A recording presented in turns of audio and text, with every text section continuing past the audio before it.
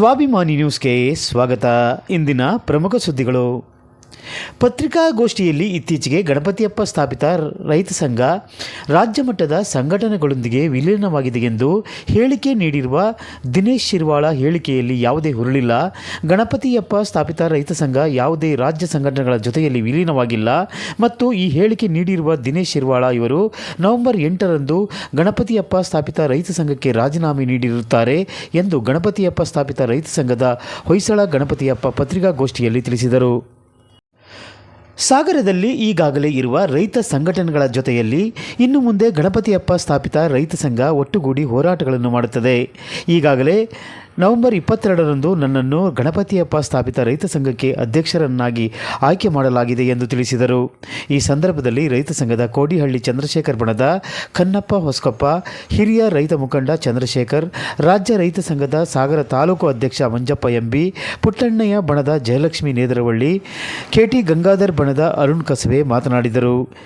ಈ ಸಂದರ್ಭದಲ್ಲಿ ರೈತ ಮುಖಂಡರಾದ ವೈಎನ್ ಹುಬ್ಬಳ್ಳಿ, ರಮೇಶ್ ಐಗಿನ್ಬೈಲ್, ದೇವು ಕಾನ್ಲೆ, ರಾಜು ತೊರಗೋಡು, ರವೀಂದ್ರ ಕಾನ್ಲೆ, ಕಿರಣ್ ಕುಮಾರ್ ಸೇರಿದಂತೆ ಮುಂತಾದವರಿದ್ದರು.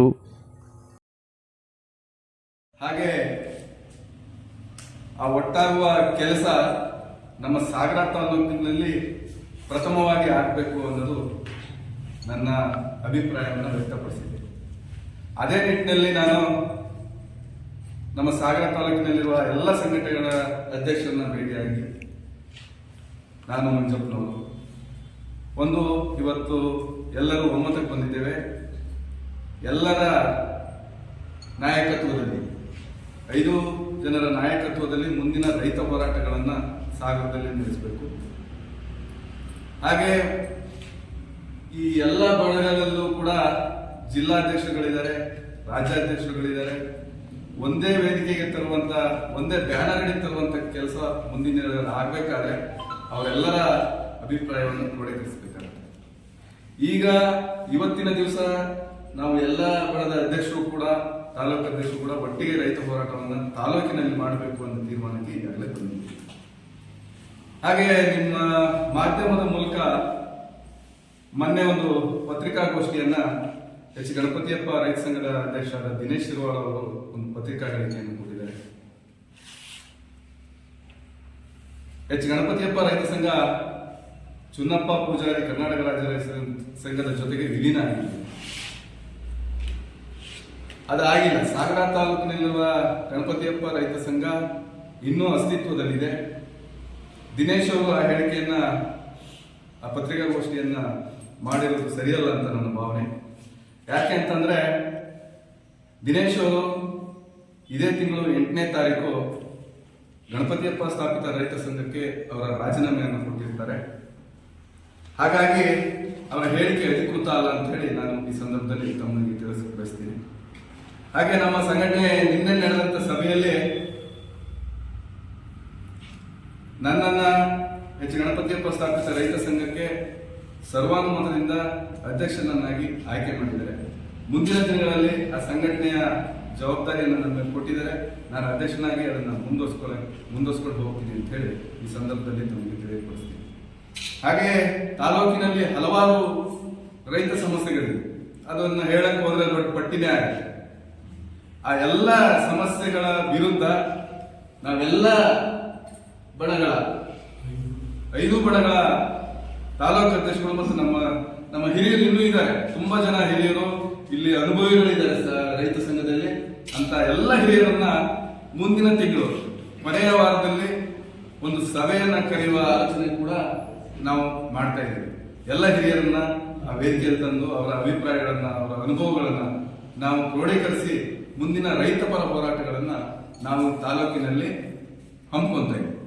ಹಾಗೆ ಏನು ರೈತರ ಸಮಸ್ಯೆಗಳಿದೆ, ನಮ್ಮ ಸಾಗರ ತಾಲೂಕಿನ ಶಾಸಕರಲ್ಲಿ ನನ್ನದೊಂದು ಬೇಡಿಕೆ ಇದೆ. ಪ್ರತಿ 3 ತಿಂಗಳಿಗೊಮ್ಮೆ ರೈತ ಸಂಪರ್ಕ ಸಭೆಯನ್ನ ಸಾಗರದಲ್ಲಿ ಮಾಡಬೇಕು ಅಂತ ಹೇಳಿ ಮಾನ್ಯ ಶಾಸಕರಲ್ಲಿ ನಿಮ್ಮ ಮೂಲಕ ಒತ್ತಾಯವನ್ನು ಮಾಡ್ತಾ ಇದ್ದೇನೆ. ಇಡೀ ರಾಜ್ಯದಲ್ಲೂ ಕೂಡ ಎಲ್ಲಾ ತಾಲೂಕಿನ ಸಾಗರದಾಗೆ ಈ ರೈತ ಸಂಘಟನೆಗಳು 5 ಬಣನು ಹೋರಾಟ ಮಾಡಕ್ ಹೋಗ್ಬಿಟ್ರೆ ನೋಡಲಿಕ್ಕೆ ಚೆನ್ನಾಗಿರೋದು. ಏನಪ್ಪ ದಿನನೂ ರೈತರು ಹೋರಾಟ ಮಾಧ್ಯಮದಾಗ ಬರೀ ಅದೇ ದಯಮಾಡಿ ನಾವೆಲ್ಲ ಕೂತ್ಕೊಂಡು ಈ ನಮ್ಮ ಎಲ್ಲ ಬಣದ ರಾಜ್ಯ ಮತ್ತು ಜಿಲ್ಲಾ ರಾಜ್ಯ ನಾಯಕರು ಸಹಪಾಠಿಗಳಾದ ಅಧ್ಯಕ್ಷರಿದ್ದೀವಿ ನಾವು 5 ಜನನು 5 ಮುತ್ತುಗಳಿದ್ದಂಗೆ ಇದ್ದೀವಿ. ಮತ್ತು ತಾಳ್ಮೆಯಿಂದ ಒಂದು ಹೋರಾಟ ಮಾಡೋಣ ಅನ್ನೋ ಒಂದು ಚಿಂತನ ಮಂಥನ ಇರೋಂಥ ವ್ಯಕ್ತಿಗಳು ನಾವು ಈ ನಿನ್ನೆ ಕೂತು ಒಂದು ಮೀಟಿಂಗ್ ಮಾಡಿ 5 ಜನನು ಸೇರಿ ಒಟ್ಟಾಗಿ ರೈತ ಮತ್ತು ರೈತ ಕೂಲಿ ಕಾರ್ಮಿಕ ಜಾತ್ಯತೀತ ಮತ್ತು ಇನ್ನು ಇತರೆ ಕೂಲಿ ಕಾರ್ಮಿಕರನ್ನ ಸ್ನೇಹಕ್ಕೆ ತಗೊಂಡು ಅವರು ಪ್ರೀತಿ ವಿಶ್ವಾಸದಿಂದ ಬಲಾಢ್ಯರು ಮತ್ತು ರಾಜಕೀಯ ವ್ಯಕ್ತಿಗಳಿಂದ ತುಳಿತಕ್ಕೊಳಗಾದರ ಕೆಲಸ ಕಾರ್ಯಗಳನ್ನ ಮಾಡೋಣ ಅಂತೇಳಿ ಒಮ್ಮತದಿಂದ ನಾವು ಎಲ್ಲ ಸೇರ್ಕೊಂಡು ಈಗ ನಾವು ಇಲ್ಲಿ ನಮ್ಮ ಚಂದ್ರಪ್ಪರು, ಕನ್ನಪ್ಪ, ಹೊಸಕಪ್ಪ ಕೂಡುವಳ್ಳಿ ಬಳಸಿದ್ದ ನಮ್ಮ ತಾಲೂಕು ಅಧ್ಯಕ್ಷರಾಗಿ ಕೆಲಸ ಮಾಡ್ತಾರೆ. ಈ ಹಲವಾರು ವರ್ಷದಿಂದ ರೈತ ಸಂಘದ ಸುಮಾರು ನಂಜುಂಡಸ್ವಾಮಿ ಅವರು, ಸುಂದರೇಶ್ ಅವರು, ರುದ್ರಪ್ಪನವರು ಅವರ ಒಂದು ತಳಹದಿಯಿಂದ ನಾವು ಬಂದರು. ಹಾಗಾಗಿ ನಮಗೆ ರೈತ ಸಂಘದಲ್ಲಿ ದಿನದಿನಕ್ಕೂ ಒಂದೊಂದು ಸಂಘ, ದಿನದಿನಕ್ಕೂ ಒಂದೊಂದು ಕೆಲವು ಕಾರಣಗಳಿವೆ. ಈ ನಮ್ಮಲ್ಲಿ ರೈತರಿಗೆ ಪಟ್ಟ ಹೊಟ್ಟಿಗೆ ಕಟ್ಟ ಅಂತ ಒಂದು ಗಾದಿ ಹೇಳ್ತಾರೆ.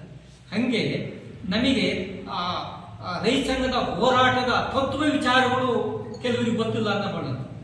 ಹಾಗಾಗಿ ನಂಜುಂಡಸ್ವಾಮಿಯವರು ದೊಡ್ಡ ಹೋರಾಟಗಾರ, ಕಾನೂನು ತಜ್ಞರಾಗಿದ್ದು, ಅಂತರ ಒಂದು ಮಾರ್ಗದರ್ಶನದ ಮೇಲೆ ನಾವು ಬೆಳೆದು ಬಂದಿದ್ದರಿಂದ ಆ ಸಿದ್ಧಾಂತವನ್ನು ಒಪ್ಪಿಕೊಂಡು ನಮ್ಮ ರೈತರಿಗೆ, ಜನಸಾಮಾನ್ಯರಿಗೆ ಅನುಕೂಲ ಆದಂಥ ಕೆಲಸವನ್ನು ನಾವು ಮೊದಲು ಮಾಡಬೇಕು.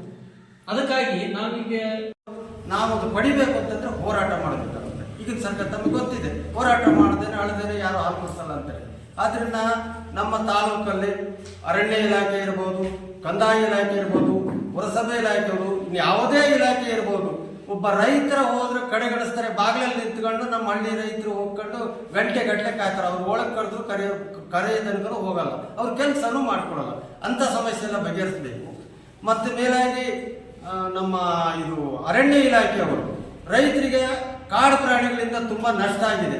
ಹಲವಾರು ಸಾರಿ ನಾನು ಮುಳುಗಡೆಯ ಸಂತ್ರಸ್ತರಿಗೆ ಯಾವುದೇ ಸೌಲಭ್ಯ ಸಿಗಲಿಲ್ಲ.